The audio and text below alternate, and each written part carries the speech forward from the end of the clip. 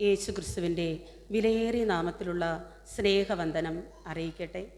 ങ്ങളിൽ അധിവസിക്കുന്ന വാഴ്ത്തപ്പെട്ട പരിശുദ്ധ നല്ല പിതാവേ, അനുഗ്രഹമേറിയ ഈ പരിശുദ്ധ ദിവസം മദ്യം, മയക്കുമരുന്ന് ഇവയിൽ അടിമപ്പെട്ട് കഴിയുന്ന ഒരു തലമുറ, നിഷ്കളങ്കത നഷ്ടപ്പെട്ട ബാല്യങ്ങൾ,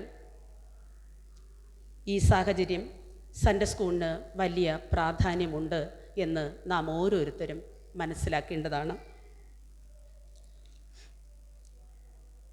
മാതാ, പിതാ, ഗുരു, ദൈവം എന്നാണ് നമ്മുടെ ആദിമസങ്കല്പം.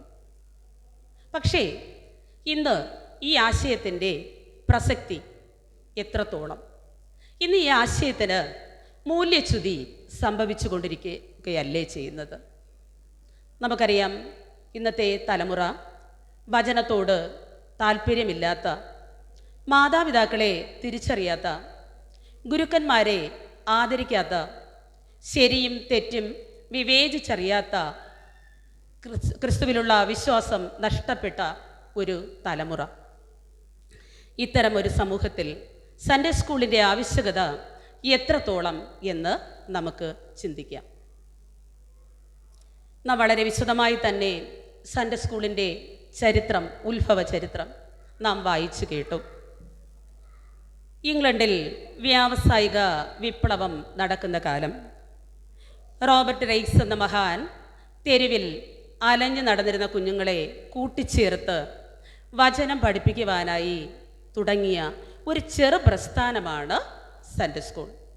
എന്നാൽ ഈ പ്രസ്ഥാനം അതിവേഗം തന്നെ പടർന്ന് പന്തലിച്ച് ഒരു മഹത്തായ പ്രസ്ഥാനമായി മാറിക്കഴിഞ്ഞു. ഇംഗ്ലണ്ടിലെ തെരുവീഥികളിലുള്ള കുഞ്ഞുങ്ങൾ പരസ്പരം കലഹിച്ച് തിന്മയുടെ പാതകളിലൂടെ ഒരു ലക്ഷ്യവുമില്ലാതെ തെരുവിൽ അലഞ്ഞു തിരിഞ്ഞ് നടന്നിരുന്ന കാലം. എന്നാൽ ക്രിസ്തീയ വിദ്യാഭ്യാസം ഈ മക്കൾക്ക് ലഭിച്ചപ്പോൾ അവർ ലക്ഷ്യബോധമുള്ള ഒരു പുതിയൊരു തലമുറയായി വാർത്തെടുക്കുവാൻ റോബർട്ട് റൈസിന് സാധിച്ചു. അജ്ഞതയുടെ അന്ധകാരത്തിൽ നിന്ന് അറിവിൻ്റെ വെളിച്ചത്തിലേക്ക് അനേകം പേരെ കൈപിടിച്ചുയർത്തുവാൻ നമ്മുടെ സൺഡേ സ്കൂൾ പ്രസ്ഥാനത്തിനായി എന്ന് തന്നെ നമുക്ക് പറയാം. ഇനിയും ഈ കാലഘട്ടത്തിൽ മാറ്റത്തിൻ്റെ അലയൊലികൾ സൃഷ്ടിക്കുവാൻ സൺഡേ സ്കൂൾ പ്രസ്ഥാനത്തിന് ഇനിയും സാധിക്കും. സദൃശവാക്യങ്ങൾ 3-ാം അധ്യായം അതിൻ്റെ 1 മുതൽ 6 വരെയുള്ള വേദഭാഗം നാം പഴയ നിയമ വേദഭാഗമായി വായിച്ചു കേട്ടു. മഹാജ്ഞാനിയായ ശലോമോൻ്റെ സാരോപദേശങ്ങൾ ഉൾപ്പെട്ട വാക്കുകളാണിവ. ജീവിതത്തിൽ അമൂല്യ രത്നങ്ങളായി കരുതേണ്ട വാക്യങ്ങൾ, കുട്ടികൾ ആവർത്തിച്ച് വായിക്കേണ്ട വേദഭാഗം. ഒരു പിതാവ് തൻ്റെ മകൻ ജ്ഞാനത്തിലും വിവേകത്തിലും വളരുവാൻ വേണ്ട ഉപദേശങ്ങൾ നൽകുന്ന വേദഭാഗം. ദൈവവചനത്തിൽ അടിയുറച്ച് ദൈവ കൽപ്പനകൾ പ്രമാണിച്ചുള്ള ജീവിതമാണ് ഓരോ ദൈവ പൈതലിലും ഉണ്ടാകേണ്ടത്. നമ്മുടെ ജീവിതത്തിൻ്റെ മുഖ്യമായ അടിത്തറ എന്ന് പറയുന്നത് ദൈവവചനം തന്നെ. നാം നമ്മുടെ കഴുത്തിൽ മാല പോലെ ബന്ധിക്കേണ്ട ഒന്നാണ് ദയയും സത്യവും. കൂടാതെ നാം നമ്മുടെ സ്വന്തം കഴിവിലോ സ്വന്തം വിവേകത്തിലോ ഊന്നാൻ പാടില്ല. നാം നമ്മുടെ ആശ്രയം യഹോവയിൽ തന്നെ പൂർണ്ണമായും സമർപ്പിക്കണം. നമ്മുടെ ലക്ഷ്യം പൂർത്തീകരിക്കണമെങ്കിൽ ഞാൻ ആയിരിക്കുന്ന എല്ലാ അവസ്ഥകളിലും നാം ദൈവത്തെ നിലച്ചുകൊള്ളണം. അവൻ നമ്മുടെ പാതകളെ നേരെയാക്കും എന്ന മഹനീയമായ സത്യം നാം ആ വേദഭാഗത്തിലൂടെ മനസ്സിലാക്കി. അല്പനേരം ചിന്തയ്ക്കായി തിരഞ്ഞെടുത്തിരിക്കുന്ന വേദഭാഗം നാം ലേഖനപാഠമായി വായിച്ചു കേട്ട ചില വേദഭാഗങ്ങളെ ആധാരമാക്കിയാണ്. എഫേസ്യർ 6-ാം അധ്യായം അതിൻ്റെ 1 മുതൽ 4 വരെയും 16 മുതൽ 18 വരെയുമുള്ള വാക്യങ്ങൾ. എഫേസ്യർ 6 1 മുതൽ 4 വരെ, 16 മുതൽ 18 വരെ. മക്കളെ, നിങ്ങളുടെ അമ്മയപ്പന്മാരെ കർത്താവിൽ അനുസരിപ്പിൻ, അത് ന്യായമല്ലോ. നിനക്ക് നന്മ ഉണ്ടാകുവാനും നീ ഭൂമിയിൽ ദീർഘായുസ്സോടിരിപ്പാനും നിന്റെ അപ്പനെയും അമ്മയെയും ബഹുമാനിക്കാം എന്നത് വാഗ്ദത്തത്തോടു കൂടിയ ആദ്യ കൽപ്പനയാകുന്നു. പിതാക്കന്മാരെ, നിങ്ങളുടെ മക്കളെ കോപിപ്പിക്കാതെ കർത്താവിൻ്റെ ബാലശിക്ഷയിലും പഥ്യോപദേശത്തിലും പോറ്റി വളർത്തുവിൻ. 16 മുതൽ, എല്ലാറ്റിനും മീതെ ദുഷ്ടൻ്റെ തീയമ്പുകളെ ഒക്കെയും കെടുക്കുവാൻ തക്കതായ വിശ്വാസം എന്ന പരിചയം എടുത്തുകൊണ്ട് നിൽപ്പിൻ.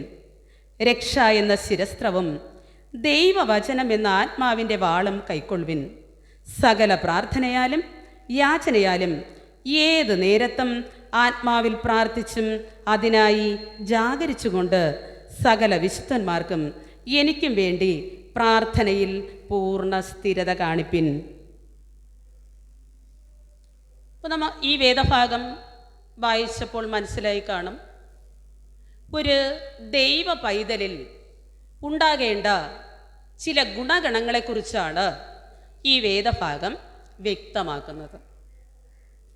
ഒന്നാമതായി, ഒരു ദൈവ പൈതലിൽ ഉണ്ടാകേണ്ട ഒരു പ്രധാനപ്പെട്ട ഗുണമെന്ന് പറയുന്നത് അനുസരണയും ബഹുമാനവും ഒരു ദൈവ പൈതലിൻ്റെ മുഖമുദ്രയാകണം. അനുസരണയും ബഹുമാനവും ഒരു ദൈവ പൈതലിൻ്റെ മുഖമുദ്രയാകണം. ഇവിടെ എഫേസ്യർ 6 1 മുതൽ 3 വരെയുള്ള വാക്യങ്ങളിലേക്ക് വരുമ്പോൾ അവിടെ കുഞ്ഞുങ്ങൾ പാലിക്കപ്പെടേണ്ട ഒരു ഏറ്റവും ശ്രേഷ്ഠകരമായ കൽപ്പന നമുക്കവിടെ കാണാൻ സാധിക്കും. ഏതാണ് ആ കൽപ്പന? നിനക്ക് നന്നായിരിക്കാനും ദീർഘായുസ്സുണ്ടാകുവാനും നിന്റെ അപ്പനെയും അമ്മയെയും ബഹുമാനിക്കുക. ഒരു വിദ്യാർത്ഥിയുടെ ജീവിതത്തിലെ അവൻ അനുവർത്തിക്കേണ്ട ഏറ്റവും ശ്രേഷ്ഠകരമായൊരു കൽപ്പന. ഈ ഭൂമുഖത്ത് അനുഗ്രഹമേറിയ ജീവിതം നയിക്കാൻ, ദീർഘായുസ്സോടെ ജീവിക്കാൻ നാം നമ്മുടെ മാതാപിതാക്കളെ അനുസരിക്കണം. എങ്ങനെയാണ് ഈ കൽപ്പന അനുസരിക്കേണ്ടത്? നീ ജീവിച്ചിരിക്കേണ്ടതിന് എൻ്റെ കൽപ്പനകളെയും എൻ്റെ ഉപദേശങ്ങളെയും നിൻ്റെ കണ്ണിൻ്റെ കൃഷ്ണമണി പോലെ കാത്തുകൊള്ളണം. പ്രിയപ്പെട്ട കുഞ്ഞുങ്ങളെ, നമുക്ക് നമ്മുടെ മാതാപിതാക്കളെ ദൈവത്തിൻ്റെ പ്രതിനിധികളായി കണ്ട് തന്നെ നമുക്കവരെ അനുസരിക്കാം. നമുക്കറിയാം, ഇന്നത്തെ തലമുറയ്ക്ക് മുതിർന്നവരെ ബഹുമാനിക്കാനോ അവരുടെ ഉപദേശങ്ങൾ കേൾക്കുവാനോ അവർ തയ്യാറല്ല. അവർ പലതിനും ശാഠ്യം പിടിക്കുന്നു. അവർ വിചാരിക്കുന്ന കാര്യങ്ങൾ തന്നെ നടക്കണം. അതാണ് ഇന്നത്തെ തലമുറ എന്ന് പറയുന്നത്. ഇതിൻ്റെ മുന്നിൽ മാതാപിതാക്കൾ പരാജയപ്പെട്ടു പോകുന്ന ഒരു നിസ്സഹായ അവസ്ഥ. യഹോവയായ ദൈവം യോനാ പ്രവാചകനെ ദൈവത്തിൻ്റെ ഇഷ്ടം അറിയിക്കാൻ നിനവെ പട്ടണത്തിൽ അയച്ചു. നമുക്കെല്ലാവർക്കും സുപരിചിതമായ ഭാഗമാണ്. അപ്പോൾ ദൈവത്തിൻ്റെ ഉപദേശം അറിയിക്കാൻ നിനവെ പട്ടണത്തിലേക്ക് അയച്ചു. യോനാ പ്രവാചകൻ എന്ത് ചെയ്തെന്നറിയോ? ദൈവത്തിൻ്റെ വാക്ക് അനുസരിക്കാതെ തർശീസിലേക്ക് കപ്പൽ കയറി. പോകുന്ന വഴിക്ക് കപ്പൽ ഒരു കൊടുങ്കാറ്റിലകപ്പെട്ടു. അപ്പോൾ യോനയുടെ അനുസരണക്കേട് മനസ്സിലാക്കിയ കപ്പൽ യാത്രികർ യോന എന്ത് ചെയ്തെന്നറിയാമോ? കടലിലേക്ക് വലിച്ചെറിഞ്ഞു. ദൈവം കൽപ്പിച്ചിട്ട് ഒരു മത്സ്യം വന്ന് യോനയെ വിഴുങ്ങുന്നു. 3 രാവും 3 പകലും അങ്ങനെ യോന മത്സ്യത്തിൻ്റെ വയറ്റിൽ കിടക്കുകയാണ്. അപ്പോഴാണ് അവന് പെട്ടെന്നൊരു ബോധോദയം ഉണ്ടായി എന്ന് തന്നെ പറയാം. അവൻ തൻ്റെ തെറ്റിനെക്കുറിച്ച് മനസ്സിലാക്കി. അവൻ അനുതപിച്ചു ദൈവത്തോട് പ്രാർത്ഥിച്ചു. മത്സ്യം യോനയെ കരയിൽ ഛർദ്ദിക്കുന്നു. തുടർന്ന് യോന ദൈവത്തെ അനുസരിക്കുന്നതായി കാണാം. ദൈവത്തിൻ്റെ കൽപ്പനകളെല്ലാം തന്നെ അനുസരിച്ചതായിട്ട് നാം അവിടെ മനസ്സിലാക്കുന്നു.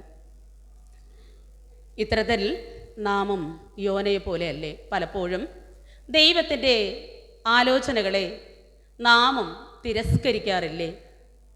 പലപ്പോഴും നാം ദൈവത്തോട് അനുസരണക്കേട് കാട്ടാറില്ലേ?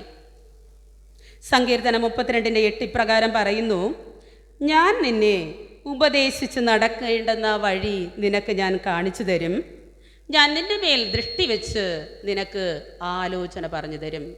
പ്രിയരെ, നമുക്കും ഇന്ന് ഈ വിശുദ്ധ ദിനത്തിൽ ദൈവിക ആലോചനകളെ മുഖമുദ്രകളായി സ്വീകരിച്ച് നമ്മുടെ ജീവിതത്തെ മുന്നോട്ട് നയിക്കാം. അബ്രഹാം ദൈവത്തെ അനുസരിച്ചു, അതവന് നീതിയായി കണക്കിട്ടു.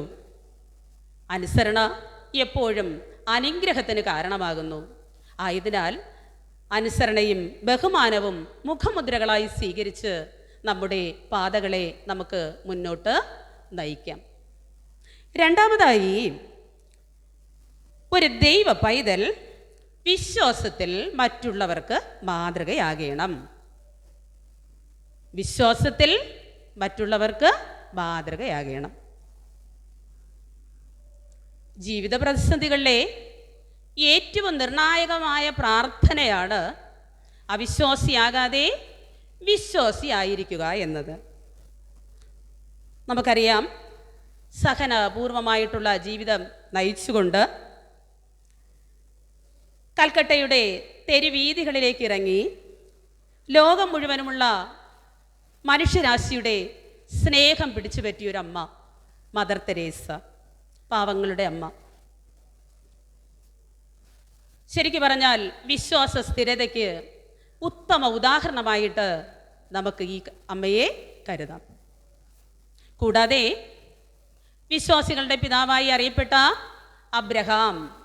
അബ്രഹാമിൻ്റെ ജീവിതത്തിലെ നാഴികക്കല്ലായിരുന്നു തൻ്റെ വാർദ്ധക്യത്തിൽ തനിക്കൊരു പുത്രനെ ലഭിച്ചത്.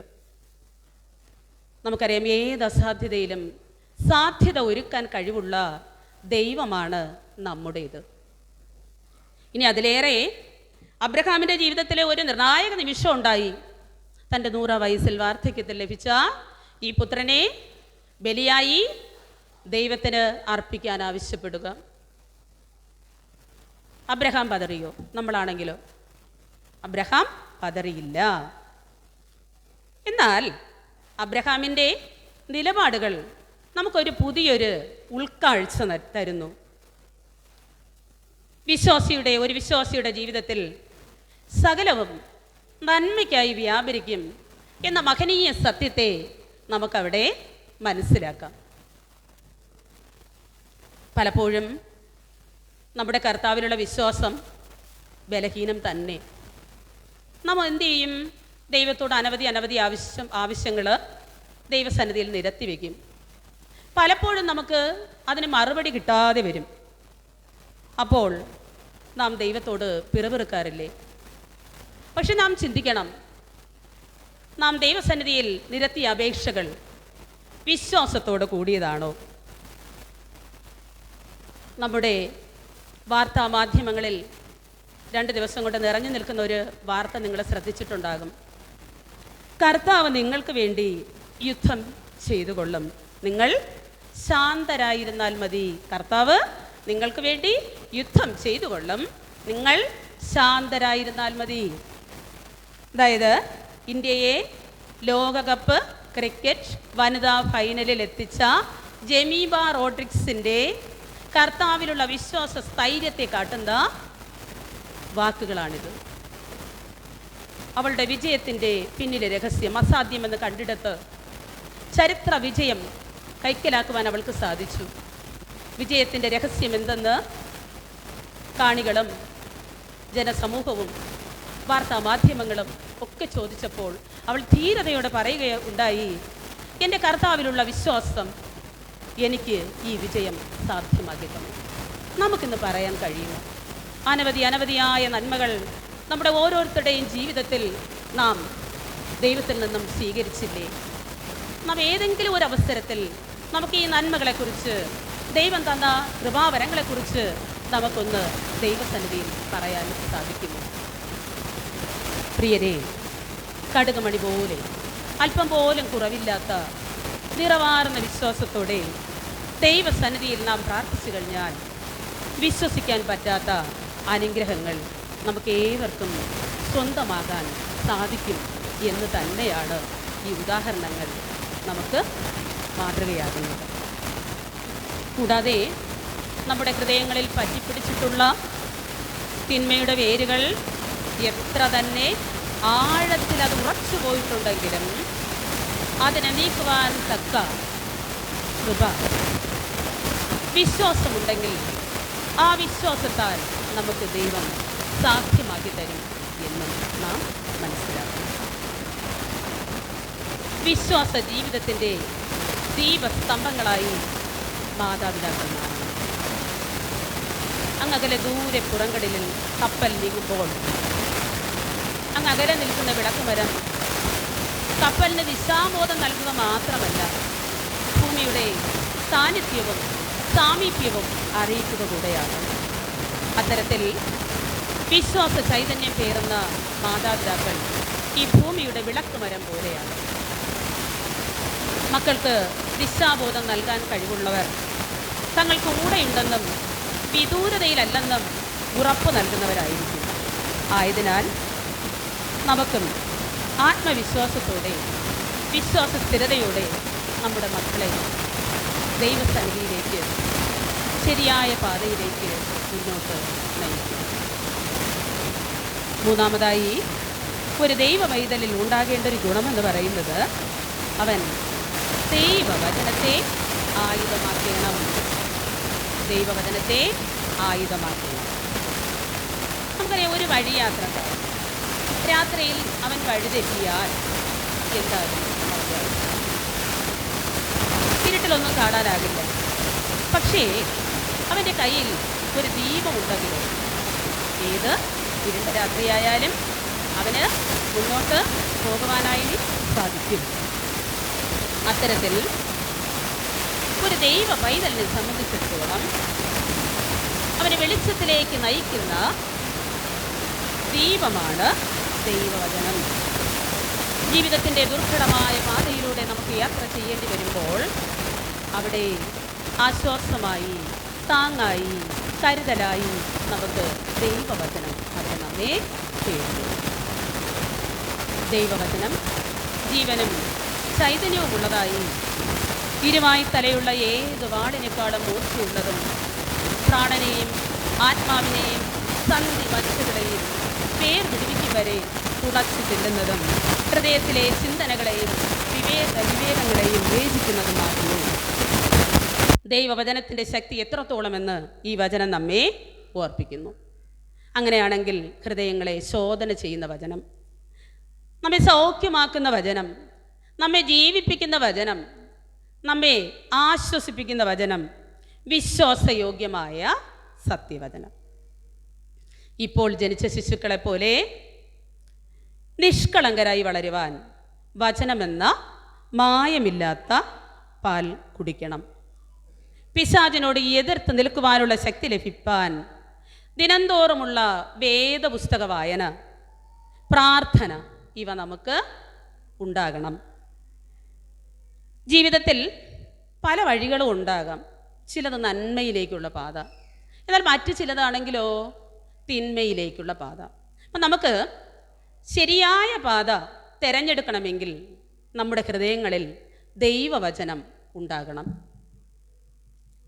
ഒരു GPS നമുക്ക് യാത്രയിൽ വഴികാട്ടിയാകും. എവിടെയെങ്കിലും വഴി തെറ്റിക്കഴിഞ്ഞാൽ റീകാൽക്കുലേറ്റിംഗ് എന്ന് പറഞ്ഞ് പാത വീണ്ടും ശരിയായ രീതിയിലേക്ക് നയിക്കും. അത്തരത്തിൽ വേദപുസ്തകം നമ്മുടെ ആത്മീക ജീവിതത്തിലെ GPS ആണെന്ന് പറയാം.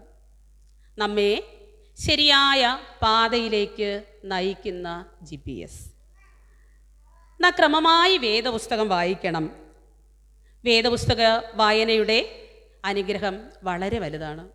നാം ഓരോ ദിനവും വായിക്കുന്ന വേദഭാഗം ആ ദിനത്തെക്കുറിച്ച്, ആ ദിനത്തിൽ നമുക്കുണ്ടാകുന്ന പ്രതിസന്ധികളിൽ ആ പ്രതിസന്ധികളെ തരണം ചെയ്യുവാൻ നമ്മെ സഹായിക്കും.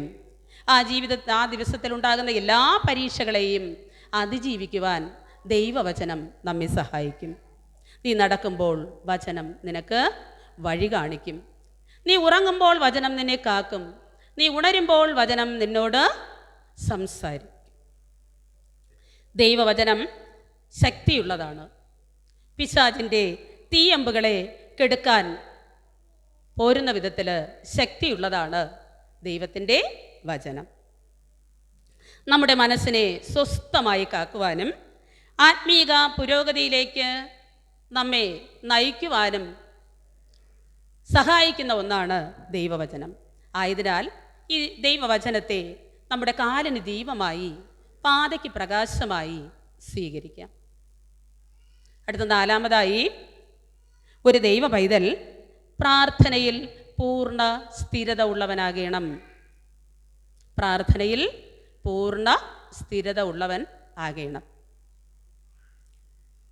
ഒരു ചെറിയ ഗ്രാമം, അവിടെ രാത്രിയിൽ എല്ലായിടത്തും ഭയങ്കര ഇരുട്ടാണ്.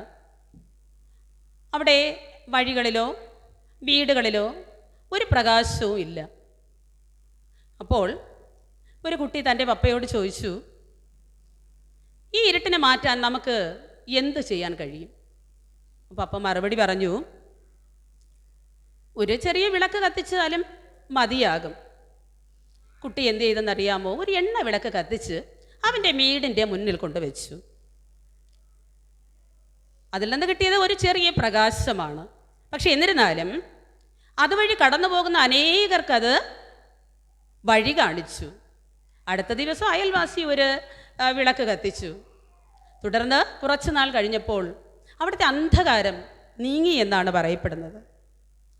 അങ്ങനെ അവിടം രാത്രിയിൽ മുഴുവൻ പ്രകാശപൂരിതമായി. പ്രിയരെ, നമ്മുടെ ഭവനങ്ങളിൽ, നമ്മുടെ ദേശങ്ങളിൽ, നമ്മുടെ ജീവിതത്തിൽ ഇത്തരത്തിൽ കൂരിരുട്ട് ബാധിച്ച അനുഭവത്തിലാണല്ലോ. എന്നാൽ ഈ അന്ധകാരത്തെ നമുക്ക് മാറ്റണം. എന്തു ചെയ്യാൻ കഴിയും? പ്രാർത്ഥനയാകുന്ന മെഴുകുതിരിതാളം ജ്വലിപ്പിച്ച് ഈ അന്ധകാരത്തെ നമുക്ക് എന്തു ചെയ്യാൻ പറ്റും? മാറ്റാനായിട്ട് സാധിക്കും.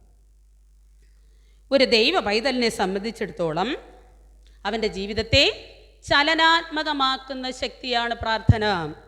ആത്മീക ജീവിതത്തിൽ ഒരിക്കലും ഒഴിച്ചുകൂടാനാവാത്ത ഒന്നാണ് പ്രാർത്ഥന.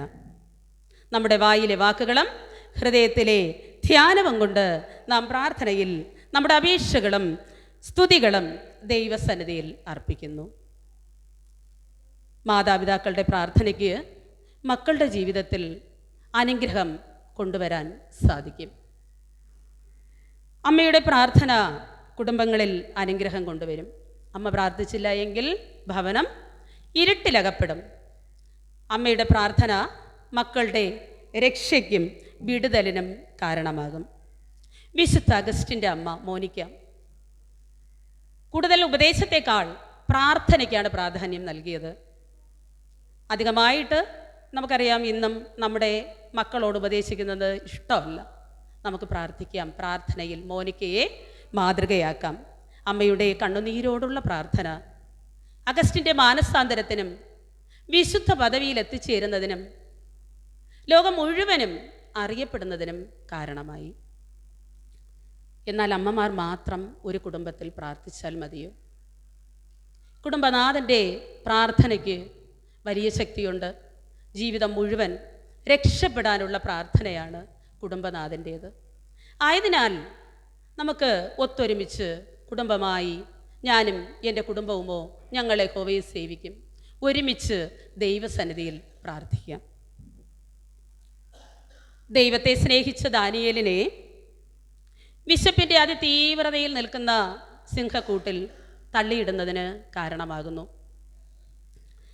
ദൈവഭക്തനായ ദാനിയേൽ അവിടെ കിടന്നുകൊണ്ട് ദൈവത്തോട് പ്രാർത്ഥിച്ചു, ദൈവമേ, അങ്ങയെ സ്നേഹിക്കുന്നവരെ അങ്ങൊരു നാളും കൈവിട്ടിട്ടില്ലല്ലോ. അങ്ങയെ സ്നേഹിക്കുന്നവരെ അങ്ങൊരു നാളും കൈവിട്ടിട്ടില്ലല്ലോ.